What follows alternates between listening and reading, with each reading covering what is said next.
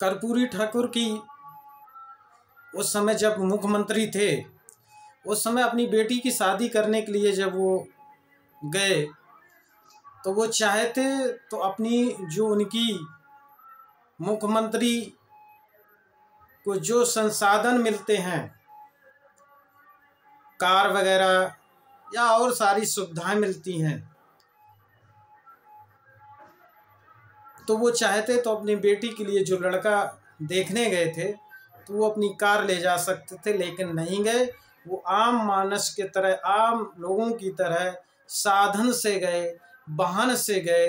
यानी कि कौन से वाहन? जो किराया दे करके हम ट्रेन या बस से जाते हैं, उससे गए थे लड़के को देखने, अपनी पुत्री के शादी के लिए। तो कहीं ना कहीं हम लोग उनसे सीख और प्रेरणा लें कि एक मुख्यमंत्री आज के समय में जब एक जिला पंचायत सदस्य प्रधान बन जाता है तो वो 4 पहिया की गाड़ी खरीद लेता है, और एक मुख्यमंत्री 4 पहिया की का उसके पास तो मोटरसाइकिल भी नहीं रही। यहाँ तक कि अपने बेटे के लिए उन्होंने सीधा सीधा कहा था, उनसे विधायकों ने कहा अपने बेटे के लिए कहीं कहीं ना कुछ व्यवस्था करिए। तो उन्होंने कहा मकान खरीद लीजिए या प्लाट ले लीजिए। तो उन्होंने कहा था कोई नहीं, अगर हमारे गांव में जो पैतृक गांव है वहां पर रहेंगे, वहीं जो व्यवस्था है पैतृक मेरा कार्य है वही करेंगे, लेकिन इस देश के और इस बिहार के लोगों के लिए जो मेरा कर्तव्य है, जो मैंने शपथ ली है, वो पूरा करूँगा मैं। और वो बाद में है हमारे परिवार, घर, सबसे पहले जो जिसके लिए मैं चुना गया, जो जनता ने हमें चुन के यहाँ भेजा, उनके लिए कार्य करूँगा। यहाँ तक कि जब वो विधायक या मंत्री मुख्यमंत्री रहे तो वो अपने परिवार और घर वालों से बाद में मिलते थे, पहले आम जनता से पहले मुलाकात होती थी। यहाँ तक कि वो रिक्शे से चलते थे, मुख्यमंत्री होने के बाद भी रिक्शे से चलते थे। ऐसा इनका जीवन काल रहा, ऐसा इनका जीवन सादगी वाला रहा। ऐसे नेता, ऐसे सामाजिक परिवर्तन के महानायक को मैं नमन करता हूँ कि जिन्होंने अपने जीवन काल में जो संघर्ष किया और जो प्रेरणा स्रोत बन के गए, आज वो हमारे बीच नहीं हैं। तो कहीं ना कहीं उनका हम लोगों से सीख लेनी चाहिए, खासकर वो लोग जो बड़े बड़े मंचों पे बोल रहे हैं और पाखंड फैला रहे हैं, अपनी एक जात बिरादरी, अपने परिवार के लिए राजनीति कर रहे हैं और उनको बढ़ा रहे हैं, सांसद बना रहे हैं, विधायक बना रहे हैं, किसी को ब्लॉक प्रमुख अपने ही परिवार के। तो उनको कर्पूरी ठाकुर से सीख लेनी चाहिए कि ऐसे भी लोग हैं, ऐसे महापुरुष हुए जिन्होंने अपने बेटे, अपने यानी कि बहनोई बहन परिवार के लिए, आज भी उनकी एक झोपड़ी है। तो कहीं ना कहीं इस चीज़ को हम लोगों को गहराई से सोचना पड़ेगा कि आज की कंडीशन, उस समय की नेताओं की कंडीशन, और उन्होंने पिछड़ा वर्ग के लिए आरक्षण, यानी कि पिछड़ा वर्ग, अति पिछड़ा वर्ग, 2 आरक्षण उन्होंने रखे थे बिहार में। तो उन्होंने उनका आरक्षण जो देने का काम, यानी कि पहली बार वो जब भारत स्वतंत्र हुआ, पहली बार विधायक बने, उन्होंने पहली बार आरक्षण बिहार में दिया, पिछड़ा अति पिछड़ा लोगों के लिए लागू किया।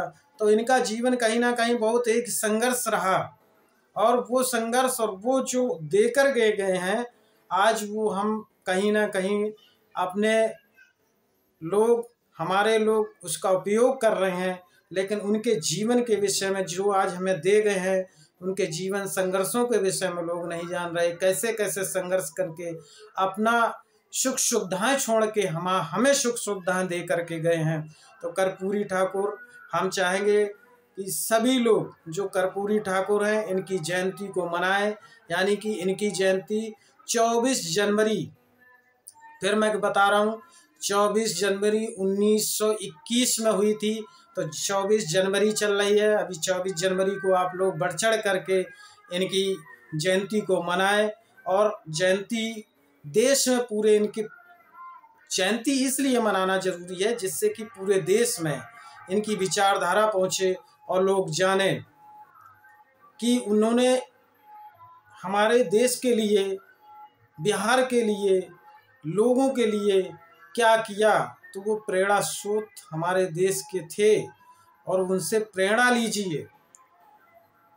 तो उनकी एक पहचान थी, जहाँ भी जाते थे बिखरे हुए बाल, सादगी बहुत थी, फटी हुई चप्पल, फटा कुर्ता, टूटी हुई चप्पल, ये उनकी एक पहचान हुआ करती थी। ज़्यादातर लोग जान जाते थे क्योंकि उनके अंदर बहुत सादगी थी। उनको मुख्यमंत्री रहे या बहुत सारी सुख सुविधाएँ होती हैं मुख्यमंत्री की, चाहते जो भी करते, लेकिन वो पैसा वो बचा करके अपने पर्सनल लाइफ नहीं, वो मुख्यमंत्री कोष में जमा कर देते थे। लेकिन समय होते हुए चलता गया, एक वक्त आया ऐसे हमारे यानी कि सामाजिक, राजनीतिक, आर्थिक तौर पर मजबूत करने, पिछड़े, अति पिछड़े, दलित, SC OBC लोगों के लिए, गरीब किसान के मसीहा 17 फरवरी 1988 को इस संसार से चले गए, यानी कि मृत्यु हो गई। 64 साल की जब उनकी उम्र थी, उनकी अटैक पड़ने से मृत्यु हुई थी। ऐसा नहीं, किसान आंदोलन में कई बार वो जेल गए। भारत को स्वतंत्रता करवाने के लिए सत्याग्रह आंदोलन चल रहा था, उस समय भी जेल 26 महीने रहे। उसके बाद वो किसानों के आंदोलन में कई बार जेल गए। तो उनका ये जीवन संघर्ष रहा। और ऐसे नेता जो देश के लिए, हमारे लिए बहुत ही, शायद जब तक देश स्वतंत्र, ऐसा कोई देश भारत का मुझे नहीं लगता ऐसा कोई नेता अभी तक मैंने पढ़ा है या मैंने चर्चा सुनी है कि कर्पूरी ठाकुर जैसा कोई नेता हुआ है। इनके विषय में मैं चाहूँगा, आप लोगों से अपील करूँगा कि ऐसे महापुरुष के विषय में, ऐसे राजनेता के विषय में आप लोग पढ़िए और जानिए। और मैं लगातार आप लोगों के लिए नए नए वीडियो लेकर आता रहता हूं। और ऐसे महापुरुषों के, ऐसे राजनेताओं के जो इस देश के लिए बहुत कुछ कर गए, लेकिन उनके इतिहास को लोगों ने दबा दिया। मनवादी विचारधारा के लोगों ने यहाँ तक कहा था, जब कर्पूरी ठाकुर मुख्यमंत्री बने थे, कि गंगा में आग लग गई थी, क्योंकि एक शूद्र मुख्यमंत्री बना। पहली बार मुख्यमंत्री बिहार में शूद्र बना था, यानी कि OBC के बने थे, इसलिए उनको पीड़ा हो रही थी।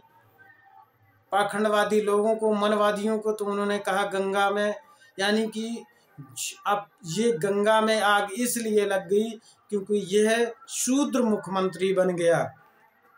ऐसी अफवाह उड़ाई थी उन्होंने।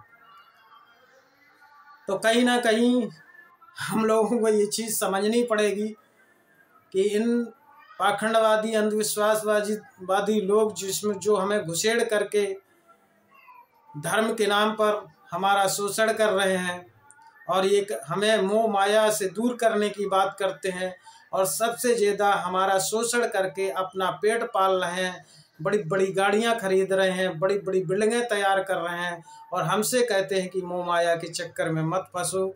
इसलिए हम चाहते हैं कि ऐसे महापुरुषों को भी पढ़िए जो वास्तव में मोह माया के चक्कर में नहीं फंसे, और उन्होंने इस देश के लिए, इस राष्ट्र के लिए पूरे समर्पित रहे, पूरा जीवन समर्पित कर दिया। उनको आज हम लोग जान नहीं पा रहे हैं। तो मैं चाहता हूं कि आप सभी लोग हमारे इस वीडियो को अधिक से अधिक लोगों तक पहुंचाइए और शेयर करिए और सब्सक्राइब करिए। इसी तरीके से जो हमारे महापुरुष आज दबा दिए गए हैं इतिहास में, मैं उनको लगातार खोज खोज के आपके सामने लाता रहूँगा। आप लोग इनसे सीखिए और सिखाइए, लोगों तक पहुँचाइए, जिससे देश के लोगों को प्रेरणा मिले और उनसे सीखें। इसी के साथ मैं अपनी बात को विराम देते हुए सभी को नमो बुद्धाय, जय भारत, जय संविधान, जय विज्ञान, जय कर्पूरी ठाकुर।